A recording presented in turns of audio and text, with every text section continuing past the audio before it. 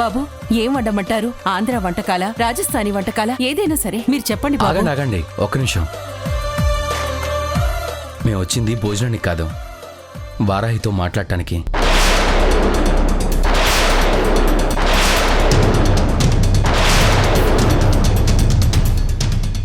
నాతో మాట్లాడాలా?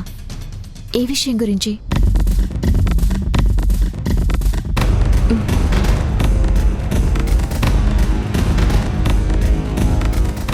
అదే అక్క, మన ఇంట్లో పెళ్లి జరుగుతుంది, అందరూ సంతోషంగా ఉంటారు. కానీ అక్కడ రేఖ పెళ్లి ఆగిపోయింది. ఇల్లంతా బాధతో నిండిపోయింది. ఇప్పుడు మన రెండు కుటుంబాలకి మధ్య వారధిలో నేనున్నాను.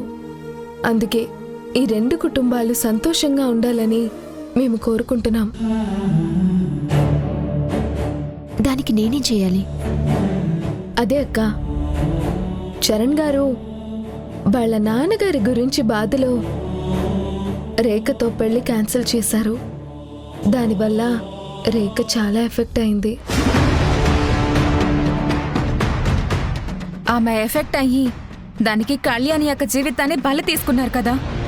అవును, అది కేవలం అపార్థం వల్ల, కోపం వల్ల చేసిన పని. అందుకే ఆ కోపాలు, అపార్థాలు అన్నీ తొలగిపోయి మన రెండు కుటుంబాలు కలిసి సంతోషంగా ఉండడం కోసమే మేమిద్దరం కలిసి ఇక్కడికి వచ్చాం.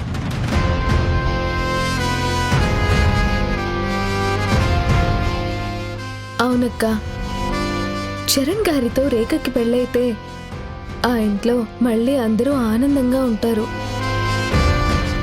ఆ పెళ్ళైతే ఈ రెండు కుటుంబాలు కలిసి సంతోషంగా ఉంటాయి. అంటే ఉద్దేశం? చరణ్ గారితో నువ్వు మాట్లాడి ఆయన ఎలాగైనా నువ్వు ఒప్పిస్తే బాగుంటుందని విక్కీ అంటున్నాడు.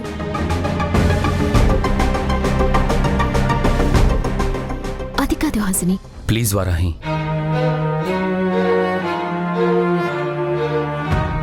నువ్వు ఏదోలా చరణ్కి నచ్చ చెప్పి ఒప్పించు ప్లీజ్.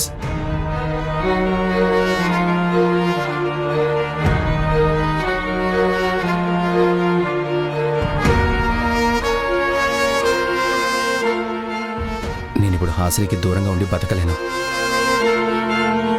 అలాగని మా అమ్మ చెల్లి బాధను కూడా చూడలేను. అందుకే పాత విషయాలన్నీ మర్చిపోయి దయచేసి నువ్వే చరణ్ ఒప్పించాలి. రేఖతో చరణ్ పెళ్లి జరిగేలా చూడాలి. ప్లీజ్ కాదనుకో.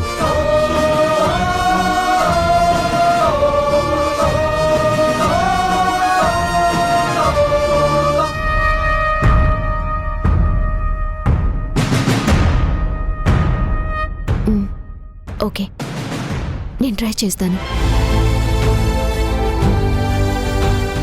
ట్రై కాదక్క, ఎలాగైనా ఒప్పించాలి.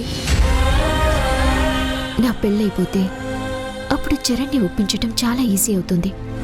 ఖచ్చితంగా రేఖని పెళ్లి చేసుకోవడానికి ఒప్పుకుంటారు. ఖచ్చితంగా ఒప్పించడానికి వెళ్ళి చరణ్ గారితో మాట్లాడతాను.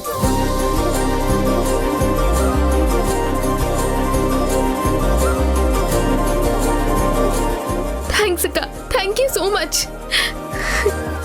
హాసిని, అల్లుడు గారు, మీరొచ్చిన పని అయిపోయినట్టే కదా. ఇక వెళ్ళి కాళ్ళు చేతులు కడుక్కొని లోపల విశ్రాంతి తీసుకోండి.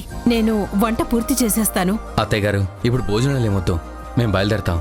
బాబు, చాలా రోజుల తర్వాత మాకు సంతోషం కలిగించేలా ఇద్దరూ కలిసి వచ్చారు. మీకు భోజనం పెట్టకుండా ఎలా పంపిస్తాను? లోపలికి పదండి. అది కాదండి. నేనింక మీ మాట వినను. వెళ్ళండి, లోపలికి వెళ్ళి ఫ్రెష్ అవ్వండి.